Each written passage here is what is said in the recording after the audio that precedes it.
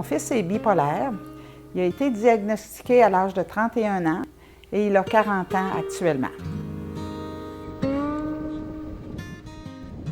Avant qu'on diagnostique, c'était un enfant qui fonctionnait bien, qui fonctionnait quand même. Ça a été une adolescence plus difficile peut-être qu'un adolescent normal. On se disait, bon, mon garçon, c'est un garçon très passionné, enjoué, avec beaucoup d'amis, qui a tendance à exagérer, évidemment, là. Fait que c'est sûr qu'on... C'était pas un enfant facile. C'était pas un enfant facile, mais l'école, ça allait. C'était pas facile, mais ça fonctionnait. Il fonctionnait. Lui, dépensait beaucoup. Dépensait beaucoup. Il n'y avait pas de contrôle sur ses dépenses. Il exagérait beaucoup de ce côté-là. L'alcool, souvent, c'est une façon aussi de se calmer. Fait qu'il y avait ça aussi, mais comme je vous dis, on était loin, on ne voyait pas tout le temps, on ne voyait pas toujours, tu sais. C'est plus notre deuxième garçon qui est allé le voir à Montréal.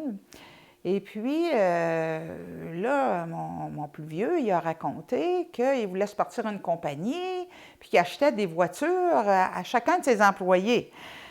Alors, l'autre, il est revenu, là, puis il a dit, écoute, il y a quelque chose qui ne marche pas avec Philippe, là. Tu sais, des fois, tu as des projets qui n'ont pas d'allure, mais là, c'était vraiment gros, ça n'avait aucun bon sens, hein? Alors, on s'est assis, puis on a parlé, puis on a parlé même, ça m'est sorti maniaco-dépressif. Alors, on l'a appelé, on lui a téléphoné. Il n'a pas voulu venir tout de suite. Il semblait comme content. Il cherchait. Lui, depuis quelques années, c'est lui, dans le fond, qui, étant donné qu'on ne vivait pas au quotidien, on ne voyait pas tout, lui se doutait qu'il y avait un problème. Il allait voir son médecin de famille, puis son médecin de famille n'a pas trouvé ce qu'il y avait. Il lui disait, je dors pas bien, je dors pas. Et puis, il lui donnait des antidépresseurs, mais c'était pire parce que si on donne des antidépresseurs à un bipolaire, c'est pire. C'est comme mettre de l'huile sur le feu. Alors là, ça l'a envoyé en manie sans bon sens, là. Les gens ne savent pas ce que c'est. Les gens ne connaissent pas les symptômes. C'est long, c'est difficile à comprendre. Les gens, même nous autres, on ne pense pas à ça. On aurait dû y penser, mais c'est vraiment depuis 2 ans et demi qu'il y a un nouveau psychiatre. Ça va tellement mieux, c'est le jour et la nuit. Avoir un psychiatre qui l'a compris, qui est à son écoute. Sûrement que mon fils a cheminé dans ça, mais c'était du jour au lendemain une immense différence.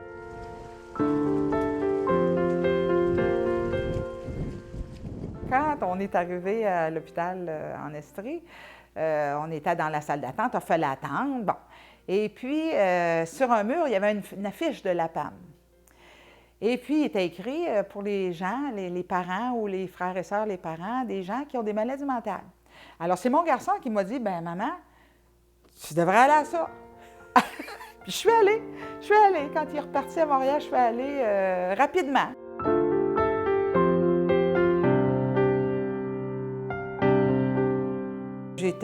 J'avais tellement de peine, j'étais déboussolée. Je savais, on travaille dans des domaines, il y a un problème, on le règle, OK? Là, t'arrive une chose où tu n'as aucun pouvoir, tu ne sais pas quoi faire, tu es comme, qu'est-ce qu'on fait avec ça? Qu'est-ce qu'on fait? C'est pas des choses qui se règlent vite, ça. Tu as un appendice, là, tu vas voir le médecin, il t'opère, puis c'est fini. Là, c'est pas ça, là. C'est des années, c'est un suivi, là. Il va avoir ça toute sa vie. Comment est-ce qu'on agit? On ne sait pas comment agir. On ne sait pas quoi faire. Alors, la peine nous rassure un petit peu.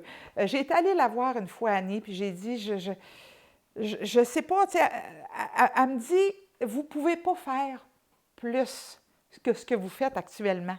Ce que vous faites, c'est parfait. Restez comme ça. C'est parfait. Vous ne pouvez pas faire plus, c'est beau. C'est rassurant, ça. Le reste du chemin, c'est à votre garçon à le faire. Tu sais, il a besoin, c'est ça un peu, tu sais, qu'il a besoin qu'on l'aime. Respecter son intimité, respecter que c'est sa vie.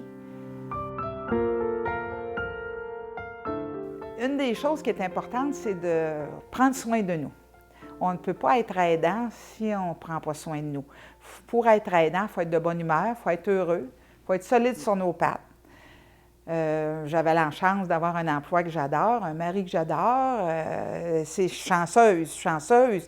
Tu sais, si tu arrives, tu as beaucoup de problèmes, c'est pas facile. Mais, ce qui fait que j'avais les outils, Mais quand même, de dire, bien, c'est normal d'avoir de la peine au début, puis c'est correct, avoir de la peine, c'est normal. Mais de dire, moi, ce qu'il a besoin, mon fils, c'est une mère qui est de bonne humeur comme d'habitude, puis qui m'aime, tu sais. C'est ça qui est important. Alors, sauver notre peau, ils le disent dans les avions, hein, mettre notre masque d'oxygène avant de le mettre à l'enfant. On ne peut pas aider quelqu'un si on est au désespoir ou qu'on est... ça ne fonctionne pas, ça.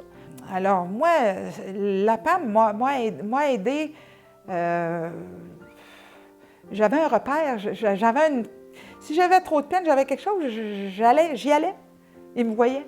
Je vais toujours les saluer à Noël. Chaque année, je vais les voir.